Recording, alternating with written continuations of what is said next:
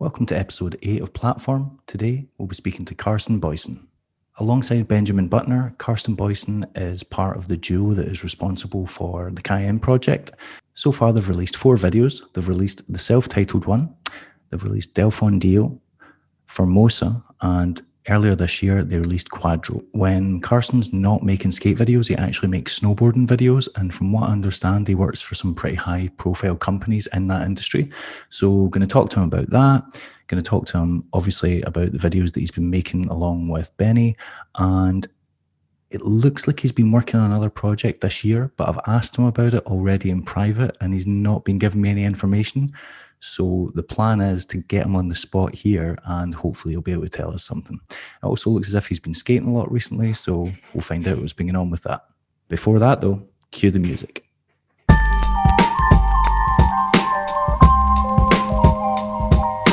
platform.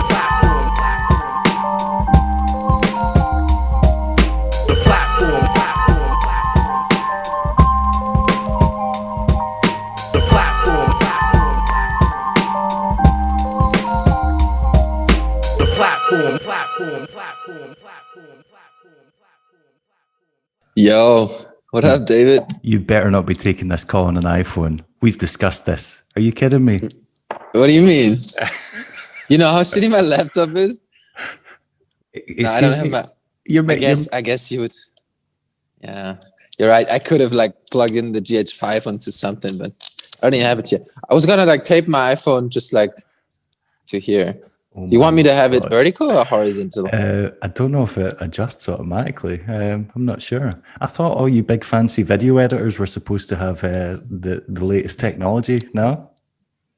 I do. It's just not for streaming, I guess. Wait, hold up. Do you want horizontal or vertical? I think that works. I don't think it works horizontal. I don't think it automatically turns around. Try it and see. Yeah, it just stays the same. Oh, weird. Where are you? Also go on the laptop if you want. What's easier for you? Well, I guess the laptop camera is shitty though. I don't know. I don't care. I'm fine like that. All right. Actually, no, I just looked at Coco's thing and it looks stupid. It's very cool. Right. Do you want to jump on a laptop? Yeah. Hold on. I have it right here.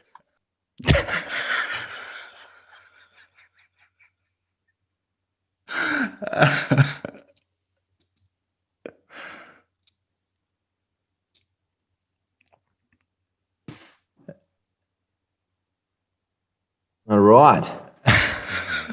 You hear me? I love how first you answer the Zoom call on your phone just walking about, and I was like, right, okay, cool. Even though you've seen the Coco Sanchez one and know how badly that worked with the audio quality, and then you go into your laptop and it's literally just your eyes. Dude, this is terrible. I'm sorry. I would have thought you'd have been at the forefront of this cutting edge, meeting technology. Right. I mean, yeah, possibly I could, but I just didn't have time today to do anything. So I was hoping for I just do it on my phone, but yeah, vertically it sucks if you're not vertically. Well, you've set a record. This is the most disastrous start to the podcast that we've had yet, and we're only 7 episodes deep. So actually, I think this is number 8. So yeah, why are you wearing so many layers? Where are you? It's cold. But you're inside. Did we start already? I thought it was just more like a warm-up type of deal, you know. Oh, there's no warm-up. It's we get straight into this. Are you at home? No, I'm at the garage I work at. Not like a shared studio.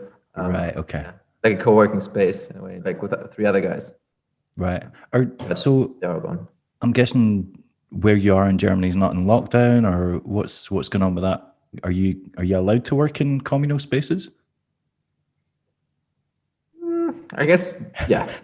I guess so. That wasn't convincing. Is that so? If I go on Google and search, Germany and lockdown, it's going to say, yeah, full lockdown. No one's allowed to do that, but you're just doing it anyway. I mean, I guess people still go to work. I guess you should do home office. It's quite a big space, though. I mean, also, if you really want to know, I just got my negative test, which I did this morning. So I was about to say, that's just your way of just telling me you just don't give a fuck? Is that what you're saying? No, I was just saying I'm like super safe sitting here right now since I'm negative. All right, okay. No, it's fine, I think.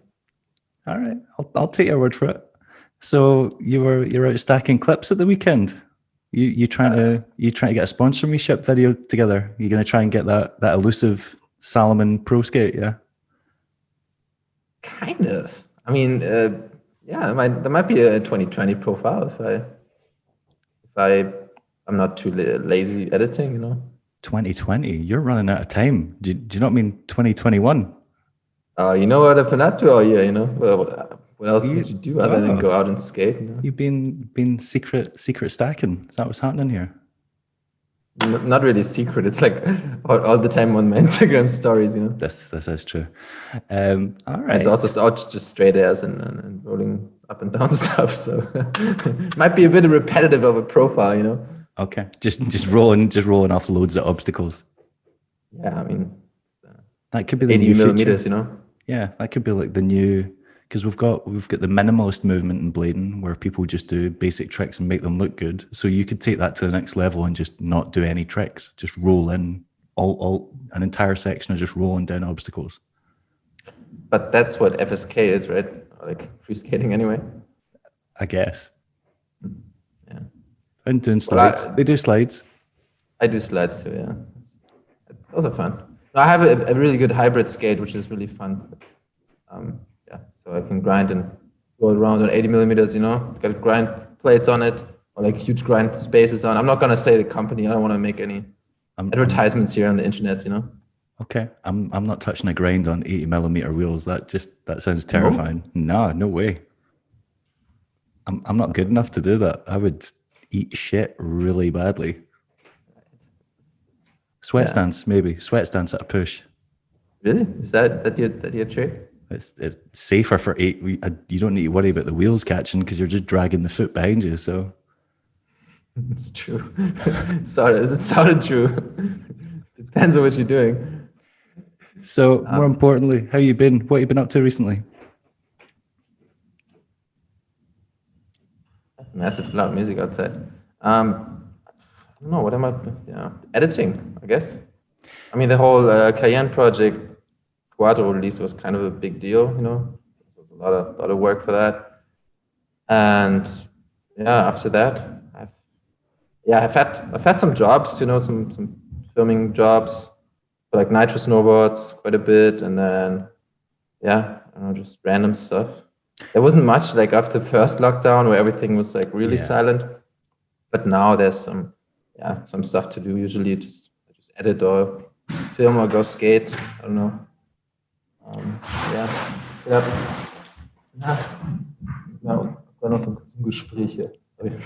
Sorry. I'll just get my German language subtitler to put some text in for that one. So that's what I was going to ask about, because I know that when you're not making skate videos, you're obviously making snowboarding videos. But has coronavirus had an impact on that, or are you still able to do it? Because is it like street snowboarding you guys do, or do you go to resorts to film it? Like, how does it work? It's mostly in the mountains, I guess. I mean, right now the resorts are closed. Yeah. I actually went on an RV trip like 2 weeks ago, and that was like, we were in Austria, and they were about to lock down, and then so we went to Italy until they locked down, and then we went home. Yeah. So since then, it's like since 2 weeks everything's locked down, and I guess it's not like a crazy lockdown like there was in Spain or France, but there's still some restrictions, heavy restrictions. Okay, so so we don't know when the snowboard season will start, or if it's gonna start regularly. because I mean, it also was the start of like Ischgl and all these places in Austria. They were some of the places where it really started with this virus thingy. So, right. I mean, I guess we don't know. So would you normally start to go on trips by now, or does the snowboard? I don't really know when the snowboard season starts. Yeah, I mean, the main season starts in December, I guess. There's some preseason stuff on glaciers, which can go from like September to November, but usually I don't film that. So, I don't know. It depends. I think the more, like especially the powder and the more snow comes is in January, or starting in January. So right. Yeah, that's what we are. Yeah, I have no idea what's going to happen next year, if anything's going to happen. Last year it was all cancelled. Do you have any projects like booked in that could potentially still go ahead, or no? No, it's it's nothing's planned because it doesn't make sense to plan anything. Yeah, that's fair enough. I have always been curious though. See, whenever I see you putting up the teasers for the videos that you work on, how the hell do you film? How do you film the moving shots? You don't film while you're on a snowboard, do you? Or how is it? Yeah. How are the movement shots filmed? That sounds terrifying. I mean, yeah, I do film on a snowboard. Yeah, I do follow stuff and everything on a snowboard. Yeah. But you've got that big ass heavy camera. Like, is that not? Yeah. I don't always take the big ass heavy camera for every shot. You know? Right. There's also smaller cameras I can use for certain shots. Okay. So same as in blading, I guess. But yeah, I don't do all the crazy. Like I don't jump over the big kickers, like the 25 meter table kickers, like with the camera. There's other people that can do that, you know. Okay. But yeah, I mean, I do follow shots. All right. How do you stop the camera getting absolutely just covered in snow and messing up the lens? Well, I always have like the blower, you know, my film fisheye, blow that's always in my pocket. Right, that's not very convincing, but okay. I mean, you can use rain covers or plastic bags. I don't know. Then maybe at the end of the day, don't try to come from from really cold into really warm, you know. Be careful of humidity and stuff like that. But I mean, I did have like a Sony camera breakdown and have it sent in for like 2,000 euros reparation and then come back, you know. So that's a service. I mean, yeah, it can happen like that too. It kind of sucks. Yeah, that would be my fear. Just that the equipment's so vulnerable being in those extreme conditions, and then there's the fact that you're flying down a mountain going at like, you know, you've got to be going at like at least 20, 30 miles an hour. Right. So yeah. it takes one bash and then it's like, oh, that's that camera done. It's true, but they're also meant just to be used, you know. So just trying to get the shot in any way possible. That's a very diplomatic approach to. Oh, if I break £2,000 worth of equipment, it's gone. You should make money with it. So yeah. Should also like that's true. Yeah, the return it's not necessarily like rollerblading videos. Yeah, you would expect to. So do you get commissioned to do them and get paid like per project, or how does it work in snowboarding, making snowboarding videos compared to making like rollerblading videos? Because obviously the rollerblading videos are like self-funded ventures. Yeah. I mean, they're all commissioned. Like usually I'm working for a snowboard brand directly, and they just like sent me on trips, and we do videos together. So, and they just pay me on a day rate. Right. And so it's not a high day rate. It's a pretty low day rate for like compared to like all other like commercial jobs or something like that. But I mean, it adds up, you know, on the day. It's definitely different on blading though. I don't know. Self-funded trips. Well, of course it is. And see, when the video comes out, do you get a percentage of that, or do they just take that and they just pay you as like an employee essentially? No, they just pay me as a day rate. And then I don't know, but they don't sell the videos usually. So right. They're normally just gets out for free anyway. Free promo. Right. Okay. I hear you. All right. Well, that's pretty much everything I wanted to know about the snowboarding thing. Let's move on to the rollerblading stuff, and hopefully you can tell me more about that. You were just like you weren't giving away much there. It was almost like you don't. What do you mean? What do you want to hear about the helicopters, the crazy après-ski parties? That's what I want to hear about. I want to hear about all the sex, drugs, and rock and roll of the snowboard industry. I mean, surely I would like to know about this too. I don't know. Surely they've got decent sized budgets and interesting things go on in trips, no? Yes, I wouldn't be so sure about the budget. I don't know what you think the snowboarding world is. I don't think it's wild, but it's definitely bigger than ours. It's true. I mean, most of the people don't really make much money either. It's like pretty normal guys, you know. It's kind of like kind of similar to blading, I guess. Okay. All right, I'll take your word for it. But I guess the contest guys, there's contests where you make like $10,000 or whatever. But I'm never on like contest trips or like from that or have those parties. Like usually I'm just on random trips somewhere in a city or in a mountain and try to film, and it's like not that much of a party lifestyle other than drink beer and I don't know, play Uno or some shit. That's fair enough. All right, that's every once in a while. No, that's cool. So the last time I saw you was at Winter Clash. Had a couple of beers. Oh yeah. Played the trailer for Cuadro. That's right. Coming out soon, and then soon ended up not being that soon because you couldn't have the premiere. And then how long has it been out now? A couple of months? Since beginning of October. Yeah, so almost 2 months. 7 weeks or something. Yeah.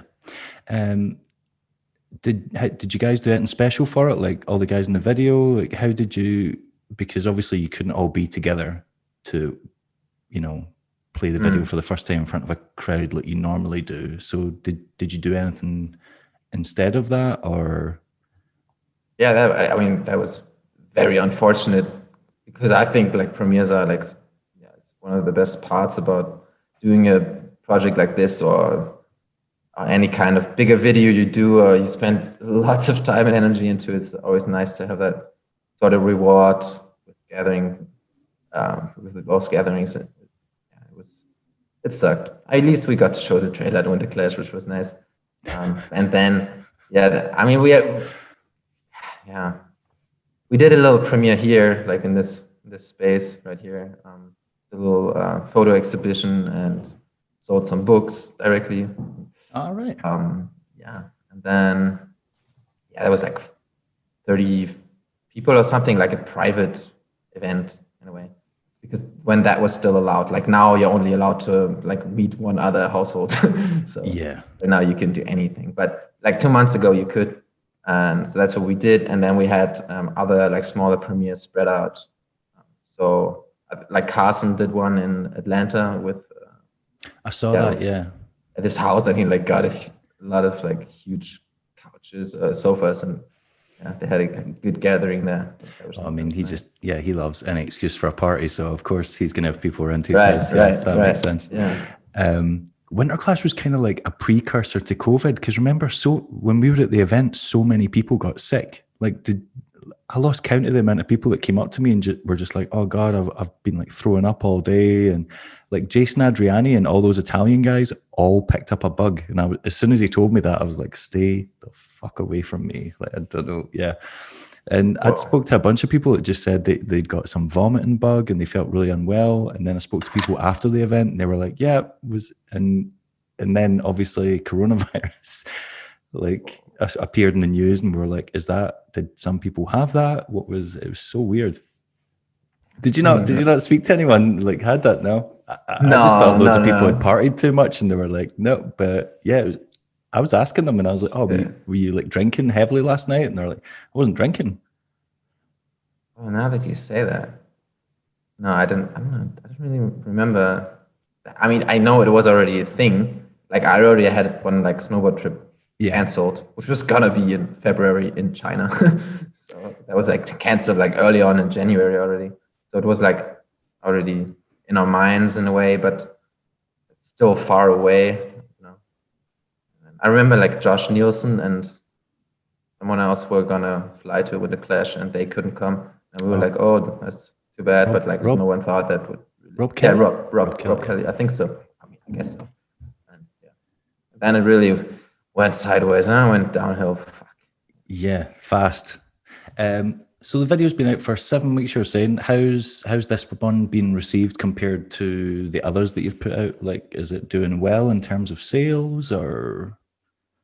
Yeah, it's good. I mean, it's less than the previous videos, but yeah, I mean, it's not surprising. I don't know.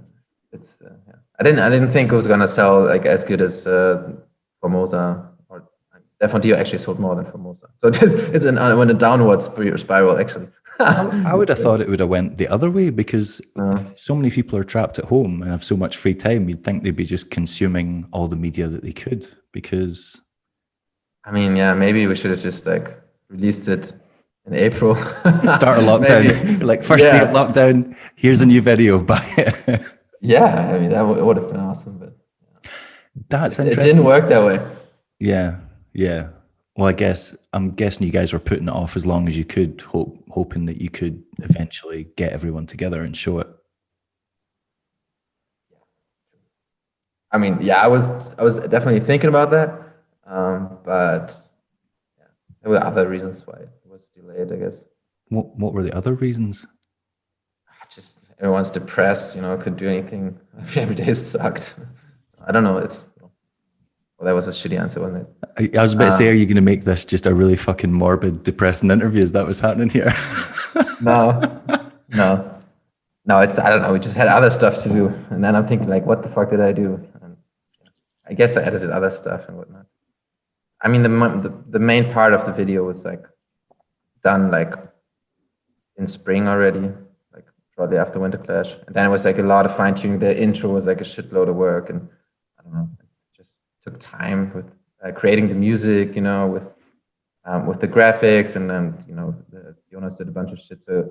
And then like someone didn't have time for like 2 or 3 weeks, and then I went off to do something else and whatnot. So it's like if you don't have a strict deadline, it's like really easy for things to just go postponed and right. I thought months and months. Because I thought it was like you and Benny filmed everything, and then I was under the impression that you basically took all the footage and you edited it. But you're saying that you work with other people during the process, so like the guys doing the graphics and stuff like that. Yeah, and Benny also edits. So all right, he edits with you doing it. I didn't realize you guys edited it together. Oh yeah. We usually split up like 50-50 on the past videos. Right. Okay. On this one, he did a little less editing, but all the color correction. So that was a big deal. Yeah, surely that's getting like the rough end of the stick, having to just color correct loads of footage. That must suck. I agree. I just now color grade. I'm like, God, I suck at this, but he's really good at it, So. Right. Okay. Yeah, I guess. He also likes doing it, which is a big difference. Yeah, that's a bit of a worrying thing to be into, because it's monotonous. Yeah, that's labor. All right. Very nerdy thing. Yeah, if he's into it, be my guest. Right. You said that the video didn't do as well as the other ones. That's quite interesting that you said that, because I got the impression that Formosa didn't do well either, which I was quite surprised at, because when it came out, it seemed like there was a lot of excitement, and then it was just over very quickly. Like, it seemed like people stopped talking about it really fast compared to the other ones, because the other ones, it felt like people were resharing it and mentioning it on social media for weeks afterwards. But Formosa, if anything, I thought it was... Did I prefer it to Del Fondeo? I thought it was definitely comparable in terms of... Because it was...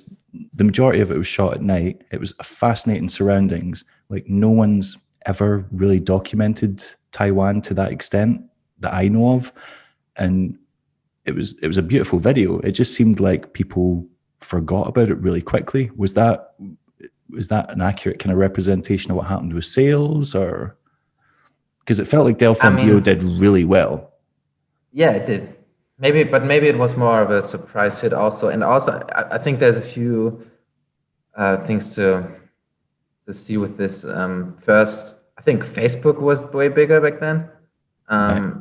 I think, yeah, all the other media platforms were bigger. Maybe had more reach. Now it feels like it's all like on Instagram and whatnot, and it's like hard to get people to buy anything. Or then also the Rob G accident happened like 2 days after Formosa dropped.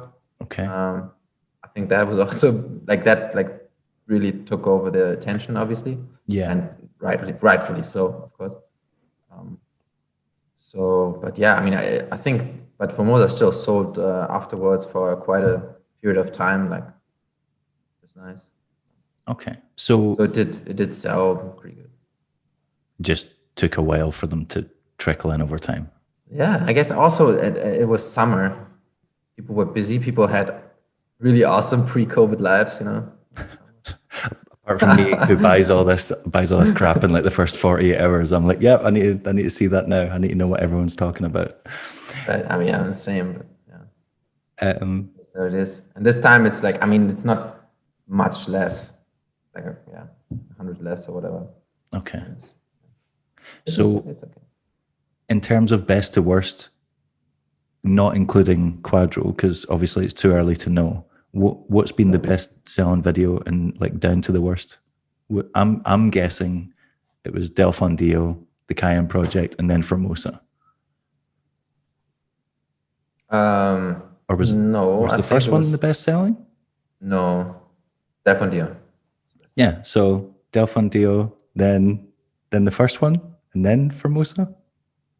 I think the other way around. I think All right, Del Fondillo, Formosa, then Cayenne, and then Cuadro, and then Cayenne. All right, that's surprising because I remember when the first video came out, everyone was really excited as well because. Well, I mean, that was like fresh, I guess. Yeah. You. All right. Okay. I never thought of it that way. You're not going to tell me numbers, are you? Because I've asked you before, and you always go full scale German on me and just clam up. We don't talk about money. I never said talk about money. I said give me a ballpark of numbers. I'm sure I asked you at winter class, and you just laughed at me. And now we're in the internet, and I'm supposed to tell you. Hey, you don't ask, you don't get. You know, you've got it. That's the world we live. We sold 1,000 with Del Fondillo, like a little over 1,000. Right. Okay. So that was like, that's the maximum. The rest is 800, 700. Something like that. Would it have been so hard to tell me that at winter class, and then we wouldn't have to do this? Sorry. I mean, I don't know. I don't really like talking about these numbers, but I don't really mind either. I think it's quite a big number, honestly. It's like I would say that's pretty crazy to think about, like how many people actually support this. And I'd say like right now I'm packaging books, you know, and sending books to like all over the world, like to, I don't know, Japan or whatever, Mexico. Yeah, that's it's pretty crazy. Send one to Italy today. It was nice. Plus, you know, and you've got to then multiply those figures because when someone buys the video, they get several downloads, and I imagine they're giving downloads to their friends who either are too cheap to buy it or just can't afford to buy it. So then, like multiple other people, it's like, you know, the whole, I don't know, trading VHS or copying VHS back in the day. It's like that kind of deal, or like copy like DVDs, whatever. So yeah, it's definitely getting out to way more people than that. Yeah, I would hope so.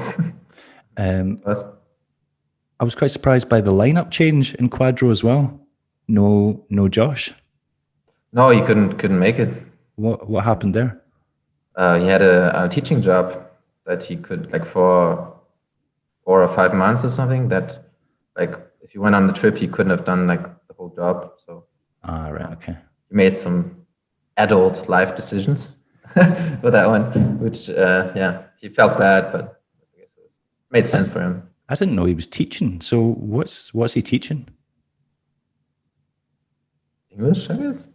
I don't know. Do you know? Maybe you should do a podcast with him. He's got lots of stuff to talk about. He does. Did he? All right. I have actually already messaged him, but I've said that I want to ask him about some razor stuff, and he's like, I don't he's like, I don't want to talk about that. And I'm like, I'm not letting you on the podcast unless you talk about the racers stuff. And he was like, right. So we're in negotiation stage at the moment. We haven't confirmed it, but we'll see. Okay.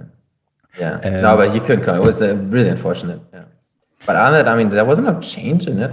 So, apart from Quinny showing up for like what felt like 5 minutes, doing 3 tricks and then leaving. I mean, he put in a half-assed effort there. I'm not going to lie. Yeah. Topsoils. We've all seen him topsoil before. We know he can topsoil. I don't care if he's getting towed by, a vehicle. That's what. Yeah. I mean, I fully agree. But it's also what you don't notice is that he on the first trip he went for maybe 5 days, 6 days. On the second trip he went for 6 days. On the third trip he went for maybe 7 days. Now 5 days. He just stacked a lot more on the other trips, but he was always there for too short. Yeah, this is true. Yeah, adult life's just taking over for everyone. Yeah. Yeah. Plus, he's the only guy in the crew with a child, isn't he? Yeah, but he also was short on the trips before he had a child. Yeah.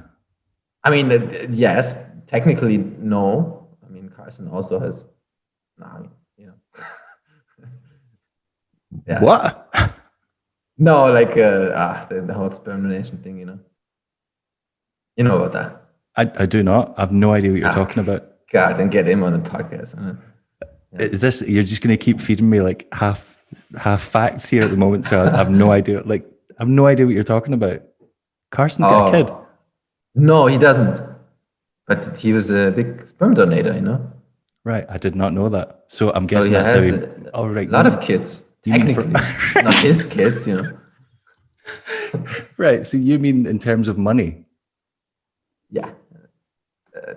Well, I mean, technically, it's his DNA that sparked it. Right. Okay. Right. But no, he does not have a kid. That he knows of. Yeah. Yeah. You've taken this in a very weird direction, right? What do you mean? I also want to talk about, you called off a cast member really quickly. It was like one of those cheap horror films where you just get rid of someone like right at the start. Warapodge was in the first one, had loads of amazing clips, and then he hasn't been on any since. What did you do to no? Did you just kill him off? Well, you became steal a his monk. passport. You're like, no, you can't come anymore. I'm sorry. No. No, I mean, we tried to have him on every trip. Like, we really tried. This time, I even Freddie went to the embassy with him in Thailand, in Bangkok, and we booked him hotel tickets and everything, but it was like impossible to get him there. Why? What was the? Because he couldn't travel via the USA, and that was like the only flight connections that were there. Then he would have had to get a visa for the US and all the sorts of stuff to just get to Mexico. So that was very. Why wouldn't they let him fly to the US? The US are really strict with travel. You would think it was just yeah. It would have been just a layover, but. I was really surprised that he didn't end up in Formosa, because Taiwan can't be that far from Thailand. Surely. I mean, they're both in the same quarter of the world. Yeah, I don't know. Beautiful screen light coming at me. I like that. That was it was like A Star Is Born. Just the spotlight appearing in the star. I love it. I should have took care of my lighting here a little better. I'm sorry. Right. No, but he did try also that year. But at some point he was a monk, and he was living as a real monk. So, all right, I did not know any of that. Okay, yeah, that's pretty crazy. I just assumed, what's Note doing? He's being a monk. Yeah, and then he's skating a lot, I guess.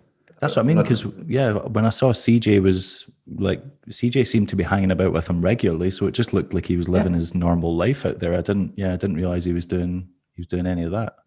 That's pretty crazy. All right. Okay. Yeah. Thought so too. Yeah, it's unfortunate. I mean, he was sick on the first tour. And just seemed like a ball of energy. So. Yeah. Oh yeah. That's what I was wanting to ask about in terms of the practicalities of the video, because the first video you obviously self-funded and you guys, I'm guessing, just pulled money together in order to go on a skate trip after Roskilde.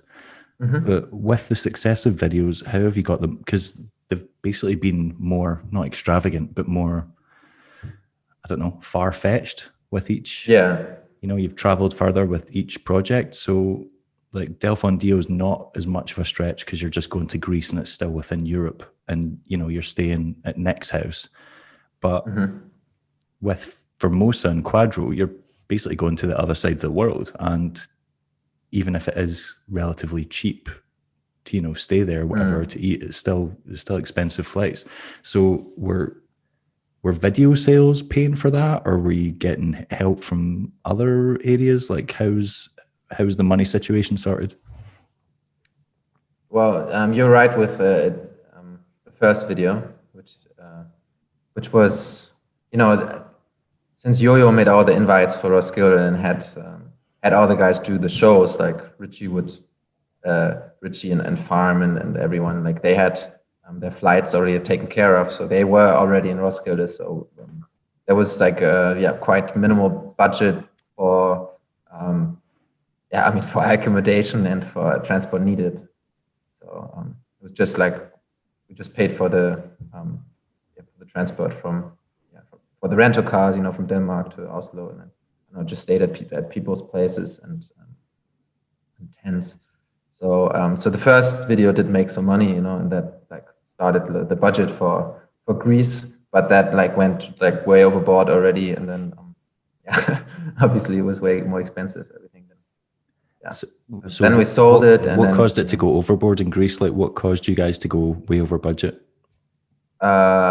Well, I mean, it's overseas flights, and then rental cars. We had like two vans, and I mean, obviously we didn't spend much on hotels or anything, just on the we went to this house on this hotel on the island with the beautiful Red Bull and this. That just looks so bizarre. That doesn't look like it should exist. It's just the strangest setting. Yeah. Right. So that was pretty sick. So all that cost money, but we did sell that one pretty good.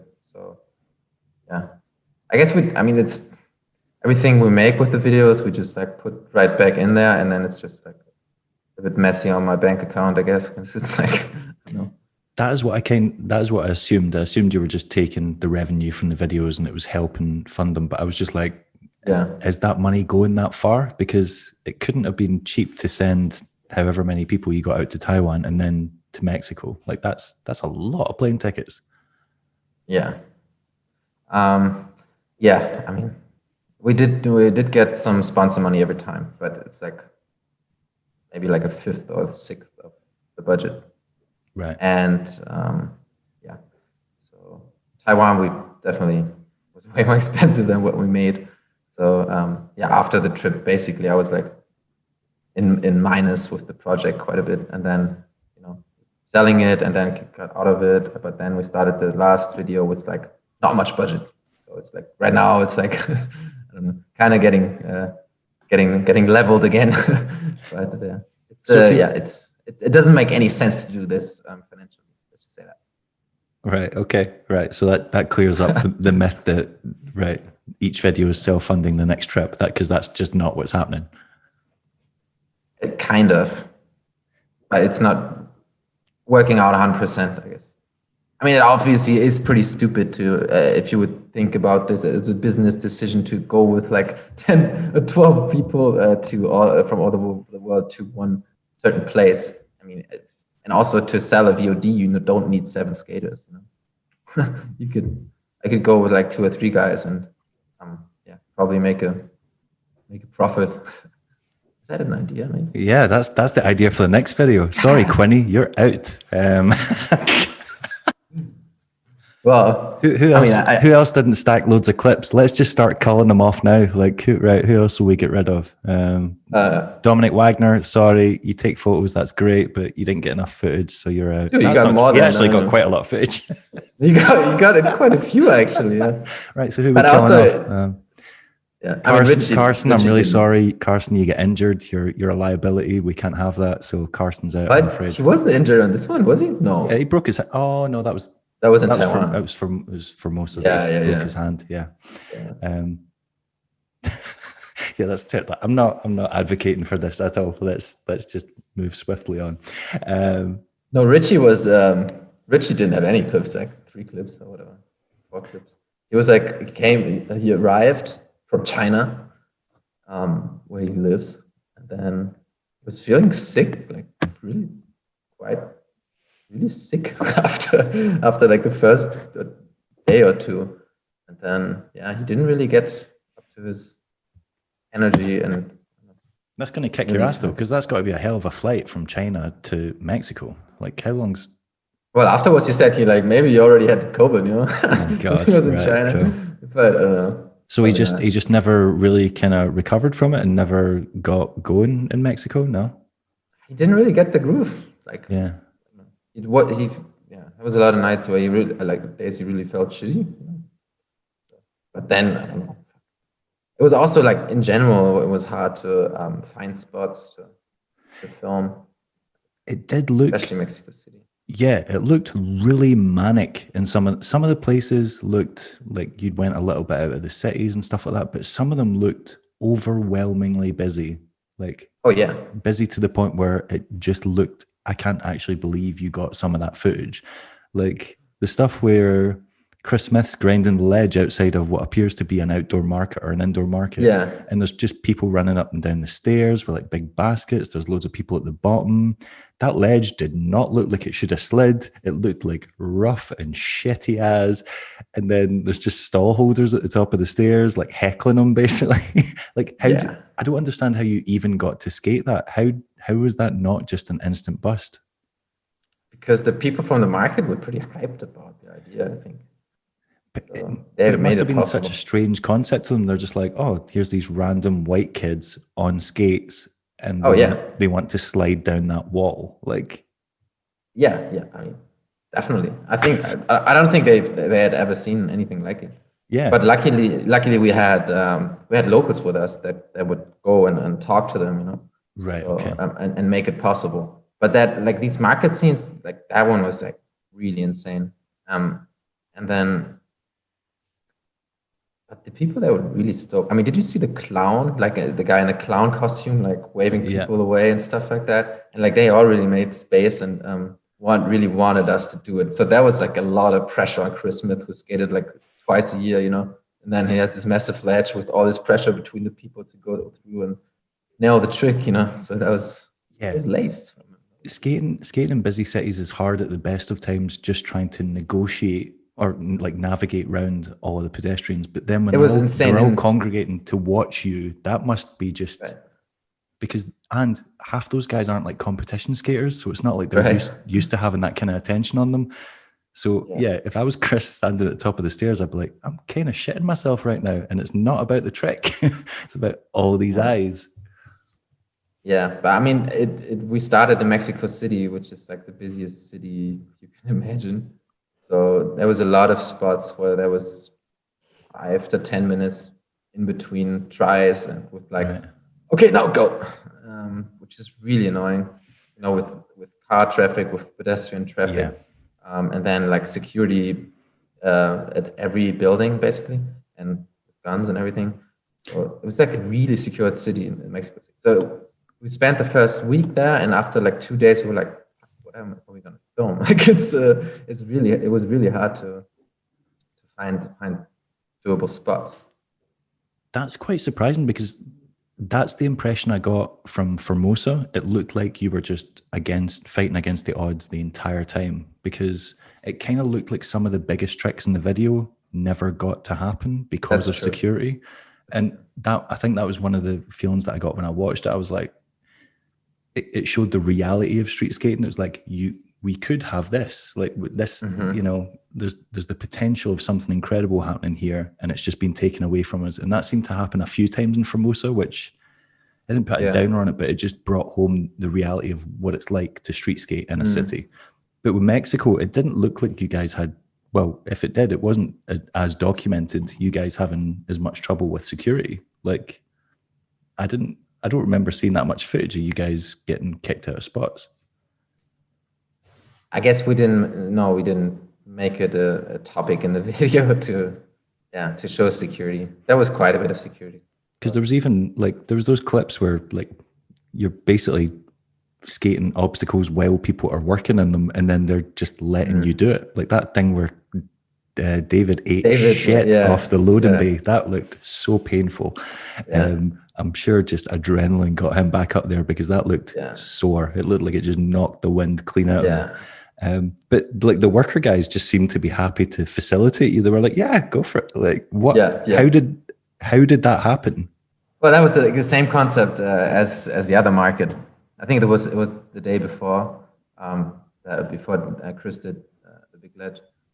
It was like just random. Like it was like this food market, but not for like the food market for like restaurants and stuff, right? Where they it just looked like they were just packing and delivering stuff. Yeah, exactly. And I don't know, it's like such a random ass find from David to find this big bank there with the ledge.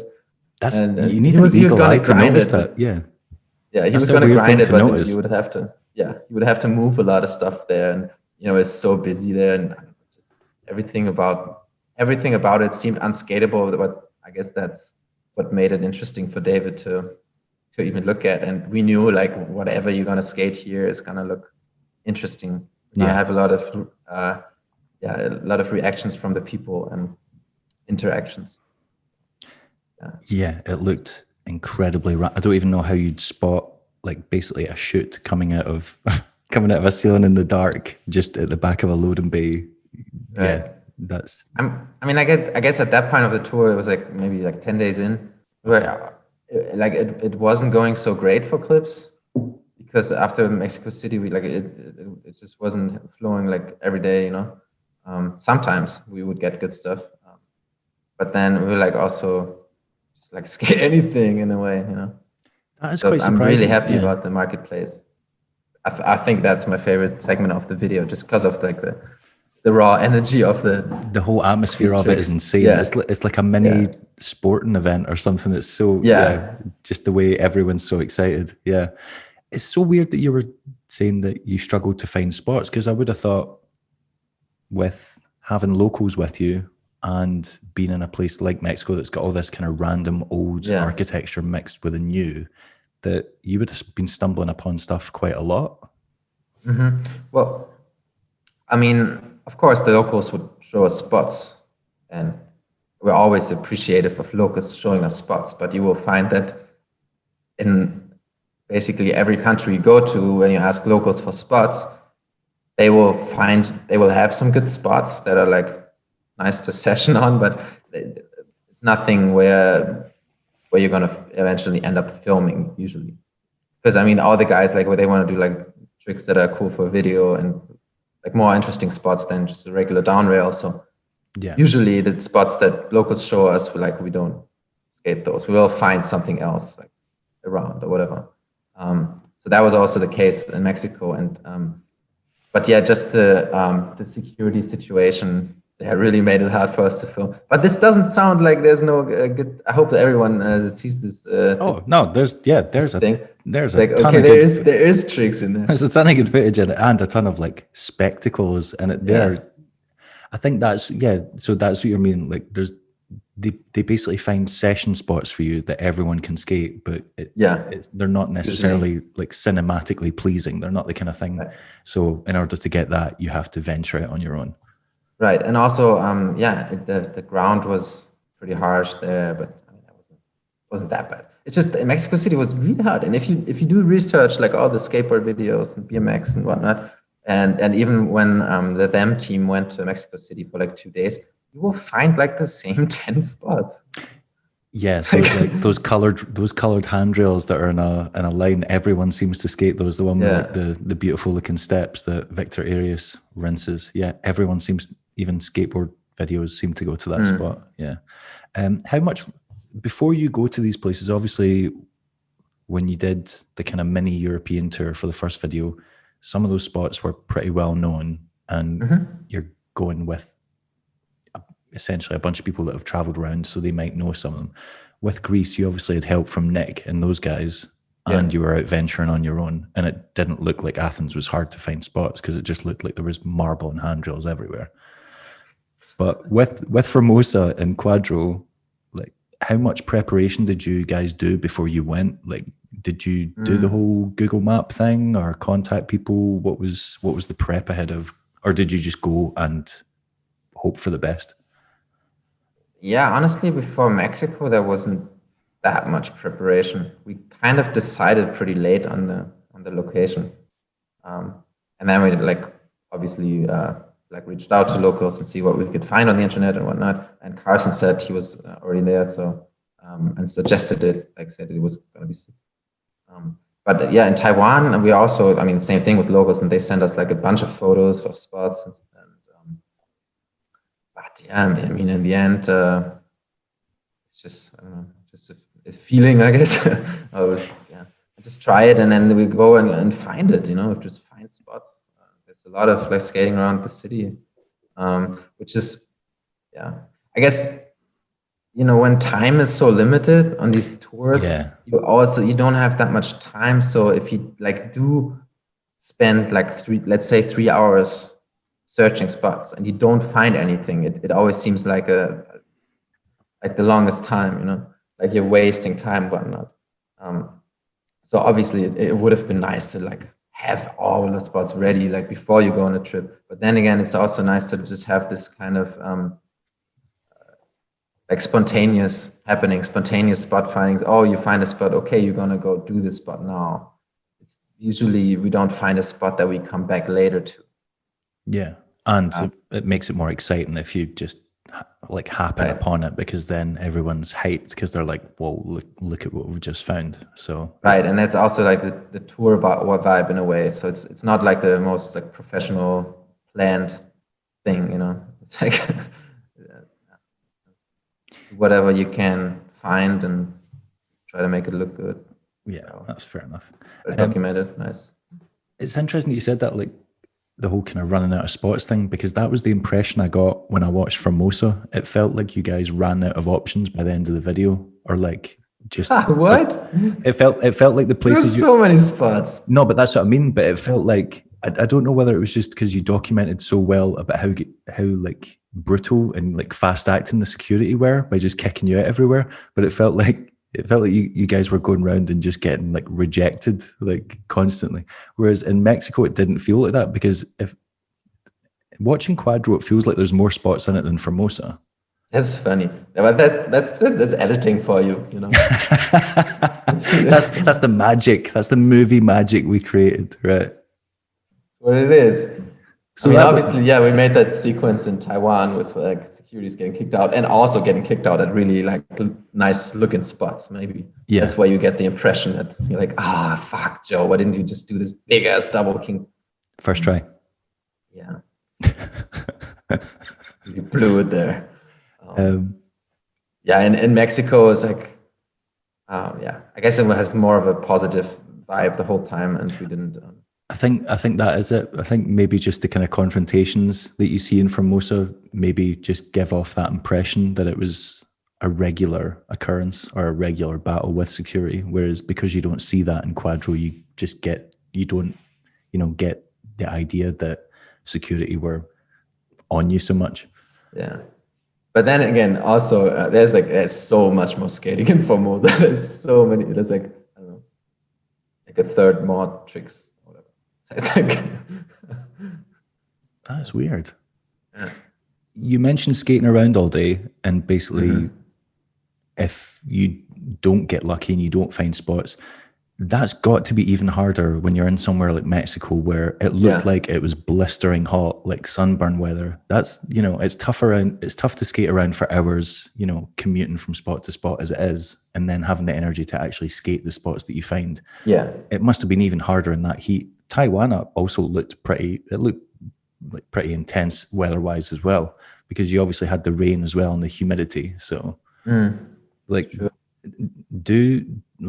I'm assuming from your perspective as well, but do the guys get frustrated when that does happen and they have slow days and they don't get, they're not as productive as they want to be, or they're not as productive as you want them to be? Usually don't stress ourselves too much. I mean, I guess the vibe is pretty good, everyone just tries to get stuff, but if it doesn't work out, then whatever. It's like, I think the motivation is still like pretty good all the time. In Mexico it was hard, but still managed to get it. It sucked that you couldn't drink beer on the street. That's kind of a bummer. They're strict about that. I'm quite surprised by that. I wouldn't have thought that was okay. Yeah, and Corona is the cheapest beer, by the way. Well, they don't even like it there, but I'd like to think it was the cheapest beer there, because is it not just like the national beer? Yeah, I think so. Yeah, I mean here it's like really expensive to buy it. Really? I guess it's like in the UK it's like £5 for four bottles of Corona. Really? That's cheap. It's cheaper than in Germany. Beer that's cheaper than in Germany. Yeah, but you probably consider it expensive because German beer is so cheap. Because I remember whenever I'd go to Berlin and we'd get the Helles beers, like the big fat like brown ones. Yeah. And it would be like €1 something for one of those big bottles from a supermarket. And I was like, this is insane, because if you buy that in the UK, it's like £5 a bottle. Right. Because you're importing it. So it's probably the same deal. But then they've also got Modelo in Mexico, and those are delightful. That was nice. Yeah, I will happily drink those. I mean, it was like from a culinary standpoint. Do you say that in English? Culinary, yeah. Culinary. From a culinary standpoint, it was really nice. Like the tacos. I actually got tired of the tacos. Like after a few days, I don't know. Freddie was loving him. Yeah, the novelty's got to wear off after a while. Yeah. Did you guys have any interest in like food and drinks when you were there? Because surely that's got to be a massive part of the experience. Because Karsten seems to always be trying to find the most fucking disgusting thing he can and force everyone to drink or eat it. Yeah, he's definitely that's his thing. Like he will try anything anywhere. And also, he would always order like these micheladas or whatever you call them, like the beer with the salty, the salt rim, and the red. Doesn't it have like Tabasco? It's got like Tabasco. Yeah, Tabasco and everything. Yeah, it's like spicy beer. Surely a couple of those will just surely if you drink a couple of those big, and they normally come in big like fish bowls as well. If you drink a couple of those, you'd be on your ass. Yeah, I guess so. I guess everyone's pretty good at drinking and skating at the same time, I don't know. By now, they've been practicing for long, So was that right? So that's what you're saying was the downer with this video, that they couldn't drink and skate because you couldn't drink in the street. Now you're making us look stupid. Well, I didn't get that impression that happened a lot. See, when you see it in Formosa, it just looks like it gets to the end of the night and the guys are having street beers while they're just hanging out. But I wasn't under the impression that they were drinking during the day on street sessions. Because that just sounds dangerous. No, like no one's getting drunk or anything. Like I don't mean drunk. I just mean right. I mean, like a casual, I guess beers here and there for sure.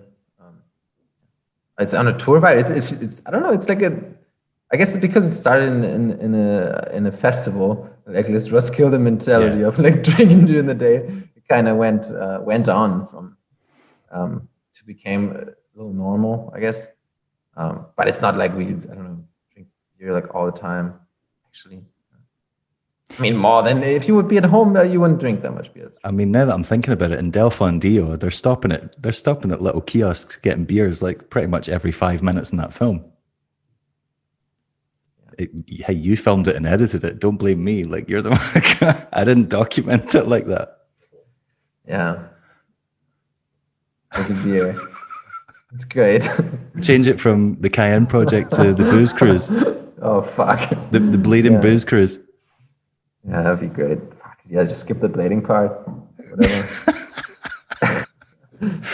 So I guarantee you it will still be a nice video. You will probably still buy it. Hey, they're all beautiful videos. I've loved every one of them. So, stop being sensitive. Right. What was some of like the highlights of this trip then? Because it looked like you guys had an amazing time. It looked like you had a lot of fun. So what were some of the standout memories from it? I mean, definitely the market scenes, like we said already. That was like, that was a crazy vibe. And also crazy that Chris did like the top torque. So like that was really sick. What else was there? I mean, we got to see some pyramids, which is sick. Mexico City, that was just like the general impression. We had this demo, or like, I don't know, this skate park meetup, which was like surprisingly big. It's also in the video, the night skate park. Yeah, they're like signing autographs and stuff. People looked excited that they were there. Yeah. That looked like a big deal. But then South America in general has a massive kind of skate following. So whenever you see anyone go to like, like Mexico or Colombia or like stuff like that, it always seems to be like big crowds gathering, even in recent years. Yeah. But I didn't expect a crowd like that still. Like, we like rolled up and like everyone was like on us. Like, it was like, and especially Farm. It was sick.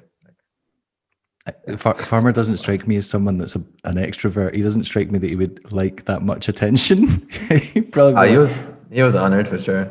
Right. Okay. He was very humble about it. But obviously, he's not the guy to do a skate park demo. Like I've never skated a skate park really. I've never seen him skate a skate park. I think. You've never seen him skate a skate park? No. In the Deshi video, he skates loads of them.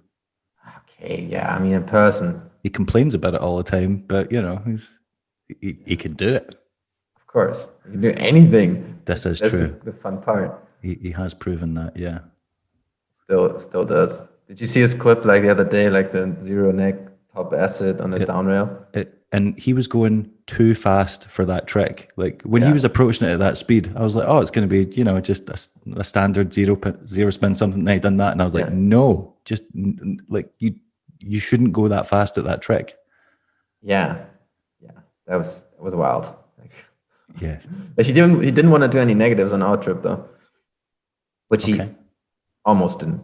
What was his reasoning behind that? Just change it up, I guess. No negatives and no big kink rolls.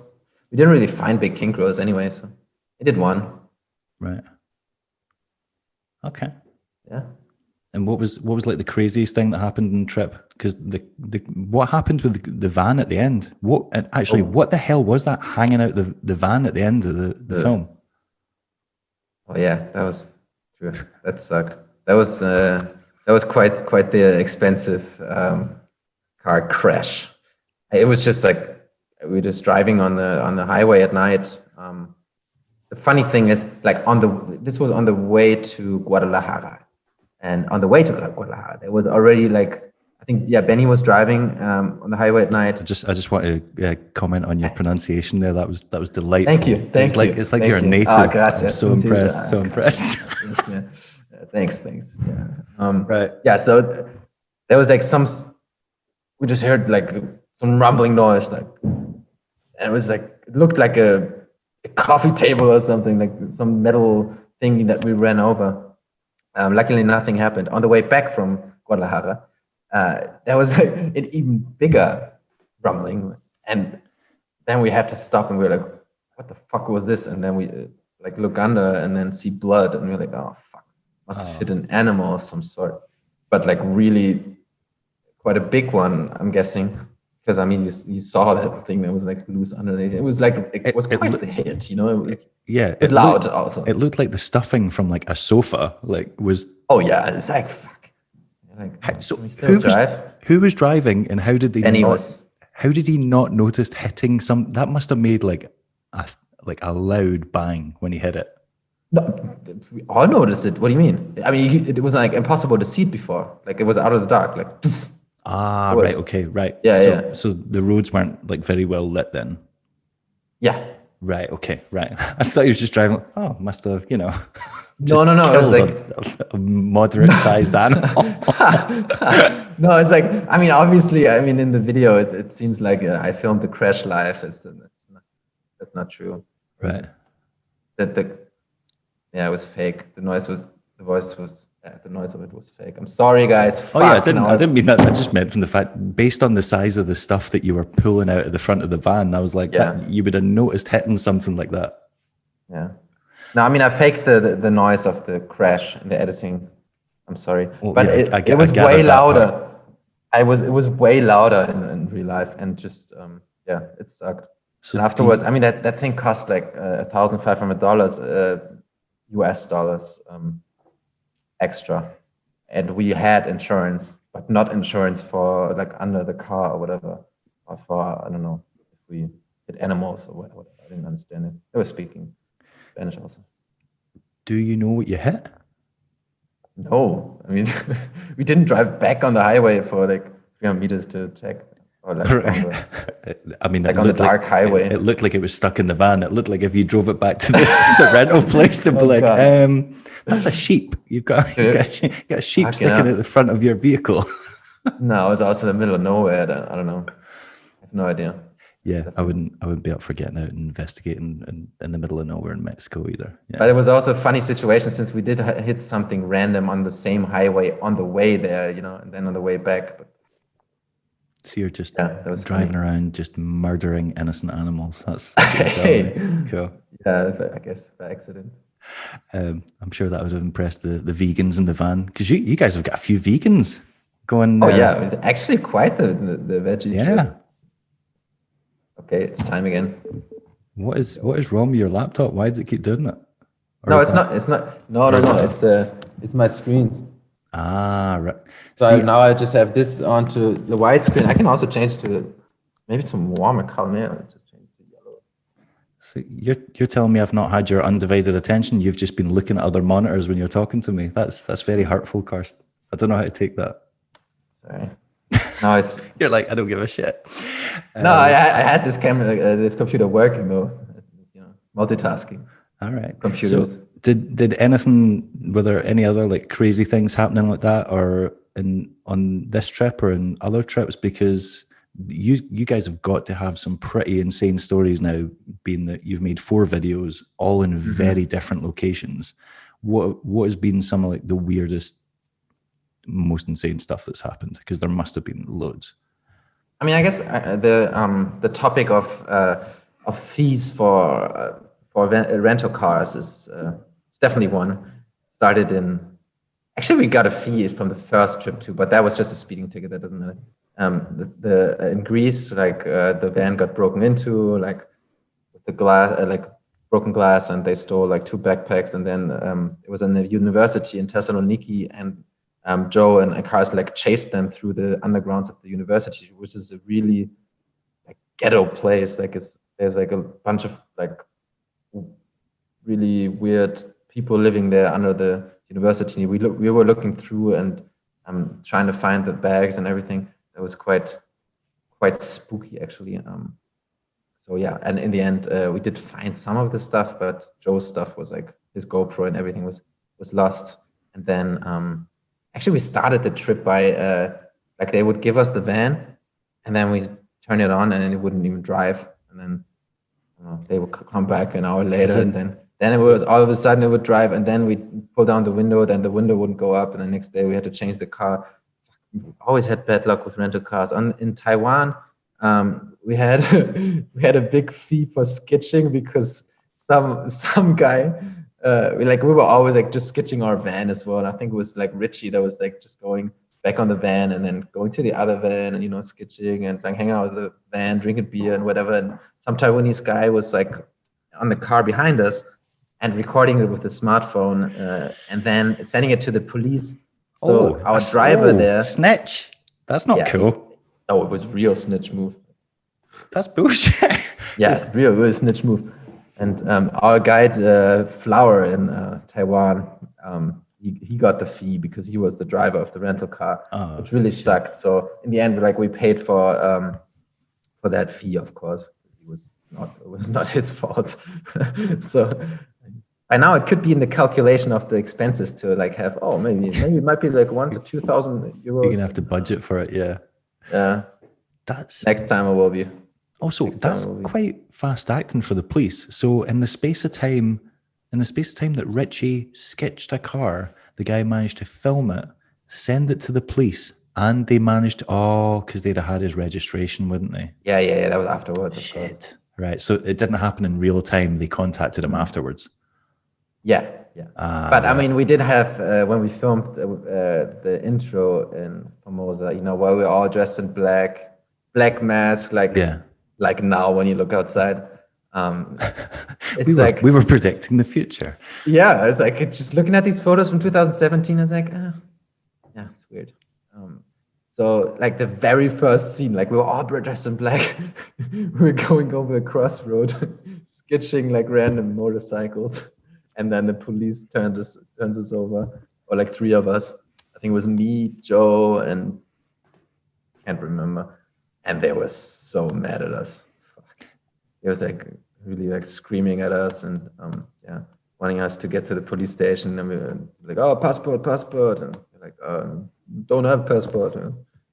And they let us go at some point. And later that night, like we just changed the districts. I think, Joe, Richie and David, like they also like ran away or skated away from the police. And that night we were always like, it's funny. Nothing happened in the end, but definitely the police was after us.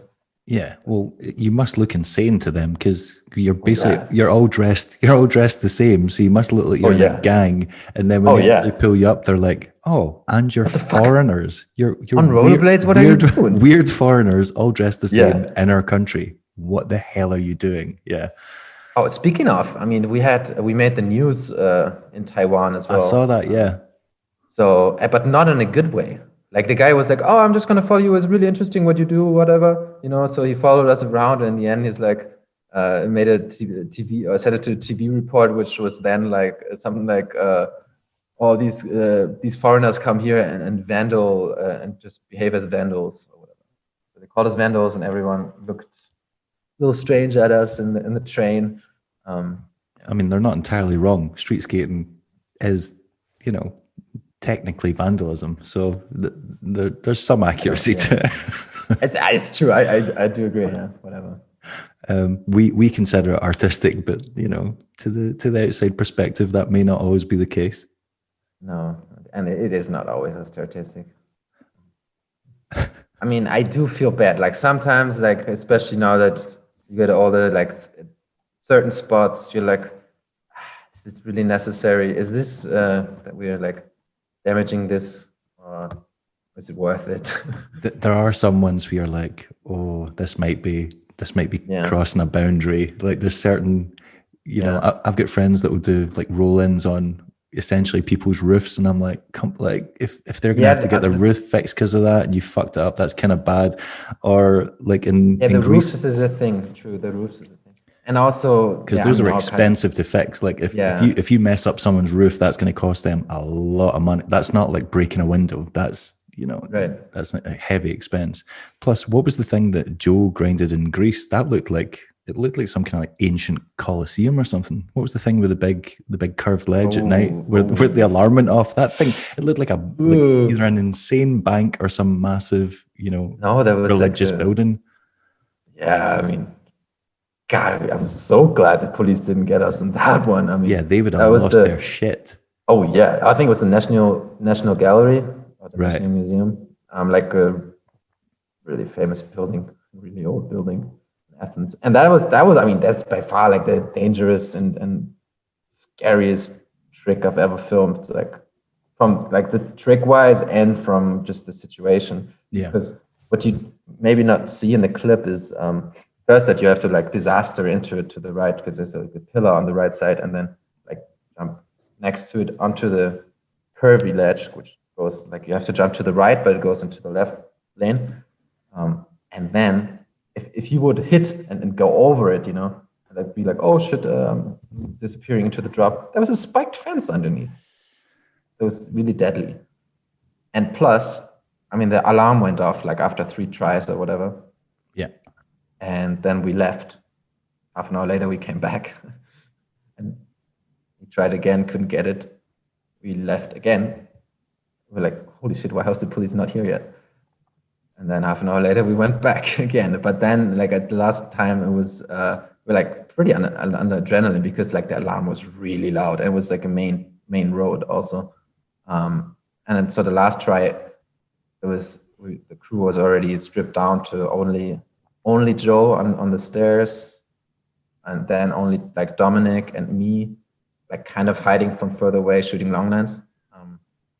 Whereas on the tries before, like Benny was also on the stairs up there with him. So yeah, once he got it, the thing is, on the last attempt, it was like he was up there for a few minutes, and then right before he was like about to do it, the alarm went off, and then all of a sudden it was quiet, and then he went, and then it worked, and then we left and had a party that night. Sick. That was great times, eh? I'd definitely be having a party after landing that. That's also another element that I suppose a lot of people don't think about when they watch the videos that you guys make, because a lot of these places that you're going to are unknown entities and you don't know what the situation is going to be like with the police or with the locals, or how people are going to respond to you, skating the architecture. Because if you're doing it at home in Germany, you're aware of how to interact with people because you speak the language, or you know how it's going to go generally, or how to handle yourself. But when you're a different country, you can't speak the language, you don't know the local laws, and that's got to add another element to it. Yeah, that's very true. I mean, in Greece there was like a little mixed feelings about that ledge, like also from the Greek guys. At first they were really stoked about please it. Please don't fuck up our. But they were like also like, come on, like it's like the most ancient building. Like might as well have skated the Acropolis or something like. But they were like also kind of stoked about it. And so they acted a bit funny when you came back and you were like, "Oh, you're never going to guess what we got tonight," and they're like, "Whoa, oh yeah, you didn't skate that, did you? That's not cool." Oh yeah, no, they like it. I mean, a little bit of nothing happened. It's not like he ruined the thing, Like that would have sucked, but no. What do you mean? Come on. I'm not saying. No. I'm aware. Like, I understand how it works. I'm just saying, for locals, they might have a different perspective. They might have a different code on it, and they'll be like, "Oh, it's cool to skate the marble in the square, or it's cool to skate, the rail in a public park." But it's not. They might have different code of conduct as skaters. You never know. I think that one was without a local actually, so we didn't ask anyone.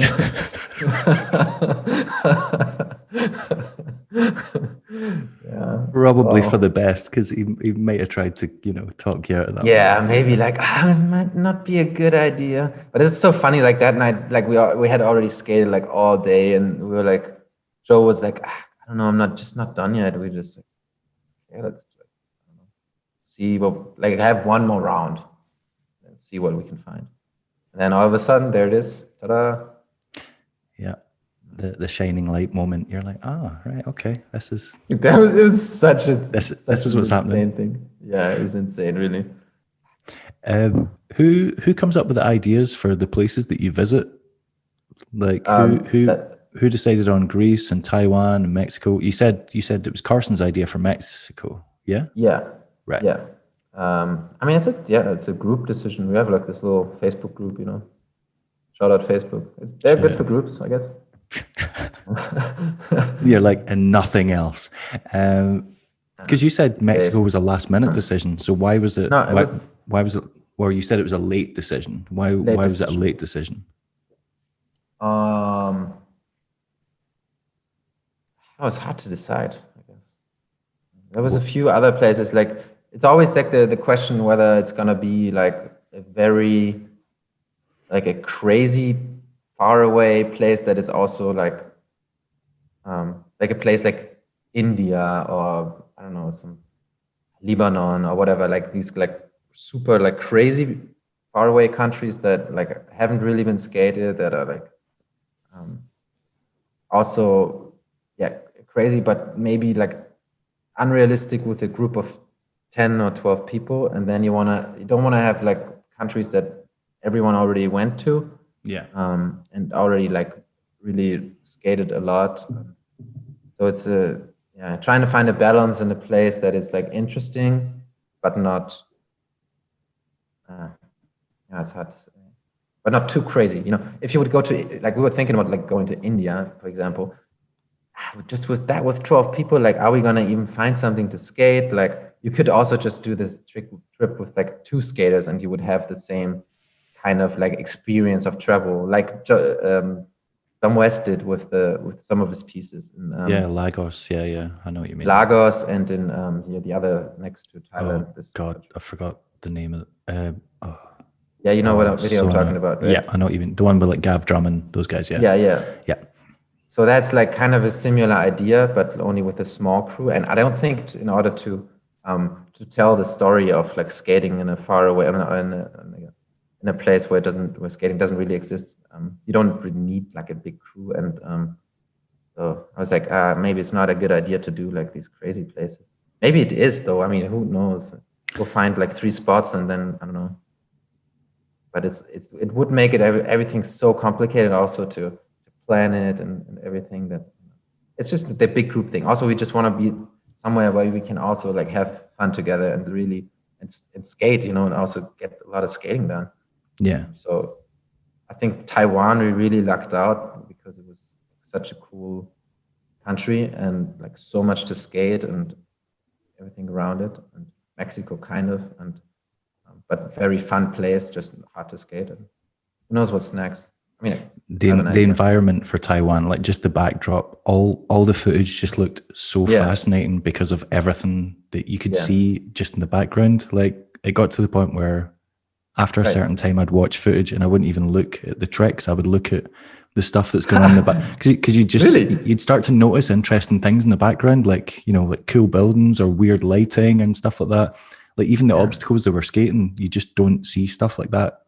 And so there's a point, like, you find yourself after like 3 or 4 watches watching it, and then just noticing like little Easter eggs in the background, like little things or like weird stuff happening. And I think that's a cool thing about skate videos, if it works on many levels. It's not just the skating. Right. And I do think that is something that you guys pull off really well, because you do. Chris Smith kind of mentioned it in his interview, where he said that he would prefer to do a video where it was less about skating and more about the place. And I actually think that the videos you have made do a very good job of showcasing the place, because it gives you quite a strong idea of what it's like to be there with the group.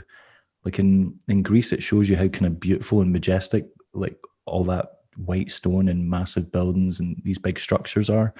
And then in Taiwan, you gave a very good idea of just how hectic and intense and busy, and just like, Quinny almost basically killed 2 girls on his skates. And in a very quiet place, though. There was like no people. Yeah. I don't know how you could have not seen that girl. The one place that spotters.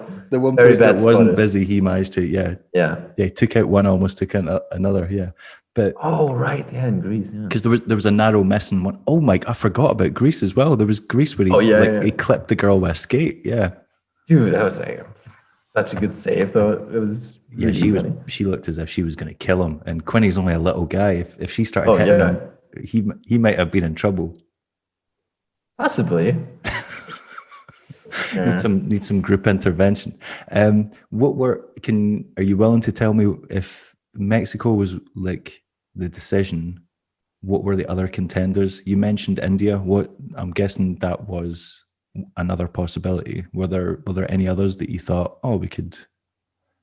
Yeah, I mean, we talked about Lebanon, but there's also, it wasn't like politically not looking that great, and I would have loved to eat falafel there. No, I don't know. It's like, it's really hard to find a place that, or a country that everyone is like excited about. Actually, we wanted to go to Tenerife, like to the Canary Islands, do the island hopping trip. And then Mark Reno and the guys just fucked it for you. Yeah, I mean, honestly, like that was like an idea on top of our heads, and we're like, oh yeah, that was really sick. And then I listened to like I think Bina's podcast like a few days later on Jump Street or whatever. He's like, oh yeah, we're going to Canary Islands and do this trip. What are we gonna do? Back to the drawing board. We need some new ideas here. So it's like, fuck, going to Mexico then, eh? Also Spanish, but you know, we had since like Formosa looked so sick, or like Greece looked really cool, like from the architecture and the vibe and everything. And Formosa looks so distinct with everything, Chinese letters everywhere. And I think Mexico also has these like really nice colors and yeah. So we're definitely choosing places also and how they look. So you said that you didn't do the Canary Islands because obviously the Balas Perdidas guys planned that, but you know, Eric Rodriguez and the Blader Gang guys had already been in Mexico before you. So what you're telling me is you copied E-Rod. Is that what you're saying? No, that's not what I'm saying. I'm saying. Carsten, why are you stealing all of Eric Rodriguez's ideas? That's what the people want to know. We want to know why. It goes back and forth. Did you see how he stole our Del Fondillo intro? Like he did a VOD where he did the fucking intro through the house. That was hard to watch. Oh yeah, it was like it was really hard to watch. Like so and the fact that it came out the same year as Del Fondillo. Oh yeah. So Del Fondillo came out with the intro with everyone, you know, the camera angle switch and everyone walking into the house, and then Blader Rico came out and did the exact same thing, but not as well. And it featured Chris Farmer. Yeah, and Carsten. Chris Farmer's in the intro of Del Fondillo, but also in the intro of Blader Rico, doing the same shit. It's I thought for sure this is either a parody or he's going to shout out Cayenne Project. When he passed that off as his own, I was like, wow, that takes some audacity. Yeah, I really I thought it was hilarious. But I also gave Carsten and Farm shit for it. Just like, what were you guys doing? Like, Carsten. He was like, yeah, I don't know, whatever. Like, did you guys not get deja vu when you started walking up the stairs in their film? They're like, I've done this before. Yeah. Right. Oh well, I mean, whatever. But I thought it's also kind of cool, like to have someone like copy it like that. It's flattering, yeah. It's kind of flattering. And, so we went to Mexico after. I mean, I don't want to talk shit. I don't even know him. Seems like a cool guy. Yeah, I've got no frame of reference. I don't know. We'll chalk it up to an innocent mistake. We'll assume he hasn't seen Del Fondillo. Could be, I don't know. I don't think so. Moving swiftly on before I get myself into any more trouble for starting this. Is anyone even gonna listen this far? I don't know. Hopefully not, and then I won't get threats. Well, I hope you cut the beginning off. Anyway. I'm definitely make it a little shorter. You mean when you made that was terrible? Yeah. I thought we were just like warming up in a way. There's no warm up. There's no warm up for real life. I was just, right. I told you to be. I was like, have headphones so there's no echo. And have nice lighting. And I was like, have nice lighting. And I turned it on. You're just walking around a room. I know. And I'm like look like a tomato in my laptop camera. So the red. Beautiful tomato I've ever seen in my entire life. Thank you. I appreciate it. So what's the plans for the future? Are you guys? Have you talked about it? Is there potential for doing another video, or is that just? Yeah. I mean, I'm down. I don't know if we're gonna, if it's gonna be like, I mean, it's so hard for everyone. Like, these guys are grown-ups. Everyone is like has adult life and stuff. So it's like it's getting harder and harder to have find dates, to have everyone block like 3 weeks of their busy life to film go on a skate vacation. So yeah, it's gonna be hard, but I'm hoping we can go next summer. Like in a way, we did last 3 trips were like in fall, October, November, and I would love to do one in next summer, but let's see. And we'll see who's gonna be joining. Like I mean, I would hope for everyone to join, but I could also imagine like some people not having time, or also be like, maybe I can't take time for it. Yeah. You could make it topical and then go to the home of COVID, and you could go to China and just film a video there and make it, make it a very 2021 video. Oh God. I mean, it's also would be like, I mean, Joe really does it. Like Joe is he's in Mexico right now. He does not give a shit. He's carrying on life as if there's no pandemic. Living the life. Yeah. He's really like killing the COVID. Like spent what appeared to be at least 2 months at that dream ranch of a bowl, just perfecting his already ridiculous skills, which seems unfair. Like I don't think he needs any more help training to. Yeah, but okay. Yeah, I'm not mad. I like it. I like watching his stuff all the time. Oh yeah, it's insane. And then it just seems like it seems like he's traveling, just not as much. But he's still hopping country to country. No, he might not be traveling on a weekly basis, but he's like in a different country, like every other month. And he's just like traveling in a monthly basis. Like now, I think he was in Barcelona for like at least 2 months. Yeah. Now, like Mexico for 6 weeks, and then he's gonna go to the States. And I don't know, but it's crazy. He has a crazy lifestyle, like kind of far off from everyone else, really, with it. Yeah, I'm surprised that he's not got burnt out on it by now. It does seem like one of those things that would get really tiring after a while, but he seems to just thrive under those conditions. So, more power to him. Yeah. Have a good time. I hope it works out for him, because also to like, like money wise, it's also like really hard for him. I think a lot of times he doesn't really get that much sponsor money, does he? With the contest winnings, I think it's I can't imagine that's like kind of a thing. So he gets any sponsor money, because surely he's the only sponsors I know of that he rides for are, is it not just Sola and Famous and Local? And I'd be surprised. I just assumed that he was getting by on contest earnings or whatever. Yeah, that's also not a very stable income. Oh, definitely. Like this year has proven it is definitely not. But did you? I didn't know that. See, when they went to Japan for that Chimera contest, I was talking to Blake Bird recently, and he's one of the judges at FEES, and he judged the Chimera contest, the one that Soichiro won, whatever it was, like $100,000 or whatever. Yeah, what the fuck? Well, I found out like what happened behind that, and it was they had an event last year, and the event got cancelled because of the weather. So all the money rolled over for all disciplines. So that's why it was so much money. And every rider got paid to go out there.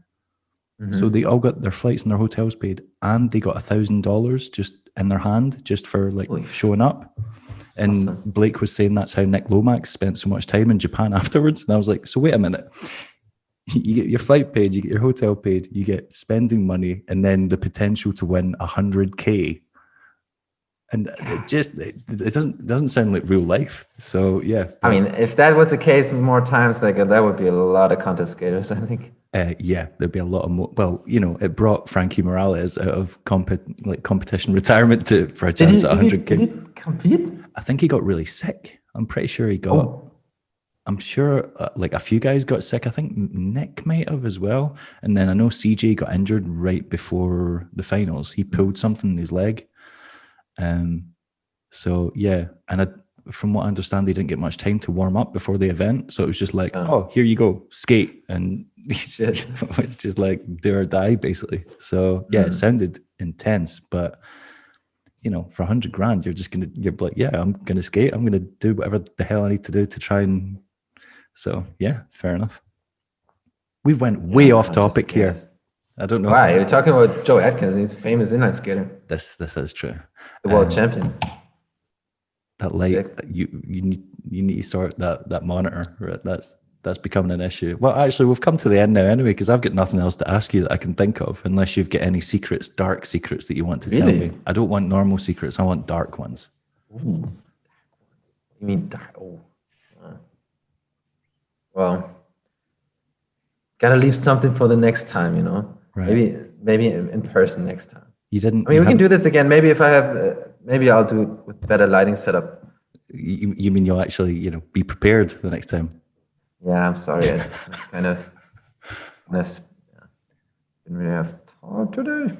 I'm gonna get Benny on next week, and he can just tell me what a liability you are and how difficult you are to work with, and how he's really thinking about striking out on his own and just making videos solo from now on. Yeah, now like after me talking so much shit about everyone else, it might be his turn to. Actually, I didn't even talk about him.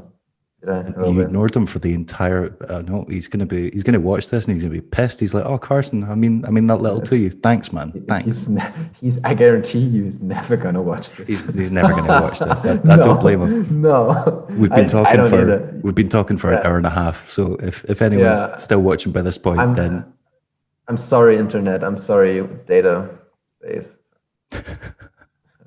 Right. I've got nothing else to ask you. I'm going to leave you to your freezing cold, creative workspace there. You can put your jacket back on now. How about you? How are the indoor parks? Do you have indoor parks right now that are open? They all closed last week. In Scotland, we've went into this tier system. So each different area has got like different restrictions based on how many COVID cases there are or how many like deaths there are or whatever. And up until last week, England had basically shut down the entire country, but we still had the indoor parks open up here because I was literally out skating on Thursday night at at Unit 23 skate park where Quinny used to live. Yeah. And then that was on the Friday, they closed basically everything. So that's us for, I think it's 3 weeks. And then the government, will decide what they're going to do from there. I think the plan is to have everyone in lockdown up until Christmas so that families can spend Christmas together. I think that's the plan. I mean, ours been closed for 10 days, or 2 weeks almost, and it fucking sucks. It's like sunny once a week. I went out like every Sunday. For some reason it's sunny on every Sunday, so we get out skate every Sunday and get stuff. But yeah, it really sucks without the indoor parks, man. I mean, you're speaking to someone who lives in Scotland. It literally rains for weeks on end. So yeah.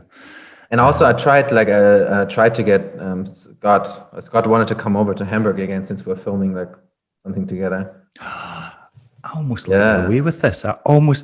This reminds me. I almost forgot about this. You got me all distracted talking about just the absolute nonsense we've been on about for an hour and a half. I messaged you months ago when you were in Copenhagen. And you were filming with Quinny, and I was like, what the hell is this? I want answers. Tell me now. And you wouldn't. So then I messaged Quinny. Quinny wouldn't tell me either because he knows I've got a big mouth and I'll blab to people. Right. What the hell were you filming for? Well, I don't know. It's like we just wanted to film. What do you mean you don't know? You just took your camera equipment out to a different country and visited someone and filmed them, and you don't know what it's for. You're lying. You're lying. Yes, true.